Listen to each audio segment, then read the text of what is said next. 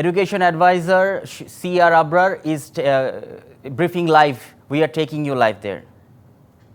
ওনাকে অব্যাহতি যেটা দেওয়া হয়েছে সেটা উচ্চতর একটা কমিটির সিদ্ধান্ত এবং আমি সারাদিনের সেই সিদ্ধান্তের সঙ্গে আমি যুক্ত ছিলাম না। কেন দেওয়া হয়েছে সেটার উত্তর আমি দিতে পারবো না। দ্বিতীয়ত হচ্ছে আমার চাওয়া হয়েছে, আমি নিজের থেকে করার কোনো অভিপ্রায় নেই, কারণ আমি এখানে আমার কাজের কোনো এখানে ব্যত্যয় হয়েছে বলে আমি মনে করি না। আপনাদেরকে আমি ঘটনা পরম্পরায় আপনাদেরকে জানালাম, আপনারা সেটা বিবেচনা করবেন, সেটা ঠিক কি ঠিক আমার মনে হয় না। আর যদি আমার তো নিয়োগকর্তাও রয়েছেন, তারাও যদি এখানে মনে করেন যে এখানে ব্যত্যয় ঘটেছিল, তো আমাকে যেতে বললে আমি অবশ্যই চলে যাব। আমার কোনো এখানে আঁকড়ে ধরার, নিজেকে জাস্টিফাই করার কোনো কিছু নয়। তবে আপনি প্লিজ আর আমাকে করবেন। তো এই আমার এতটুকু এখানে আমি একটা প্রশ্ন করব স্যার। স্যার সামগ্রিকভাবে আমি আপনার তো অনেকগুলো দুই একজন আমি একটা প্রশ্ন করতে চাই স্যার।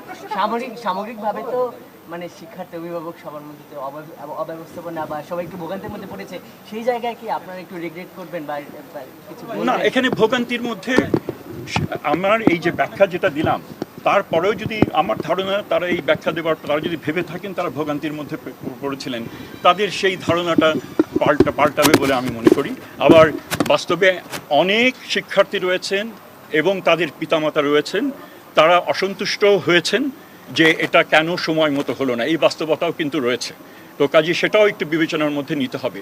এই ধরনের সিদ্ধান্ত হুট করে নেওয়া এটা মোটেই সঠিক না। যেরকম প্ল্যান করতে হয়, রোল ব্যাক করতে হলেও সময় লাগে এবং যথাযথভাবে হয়েছে। বা এটা যদি আগে নেওয়া যেত ভালো হতো, কিন্তু আগে নেওয়া সেটা সম্ভব হয়নি সঙ্গত কারণে। এটা নিয়ে এই বিষয় নিয়ে আর অন্য কোনো প্রশ্ন থাকলো? জি।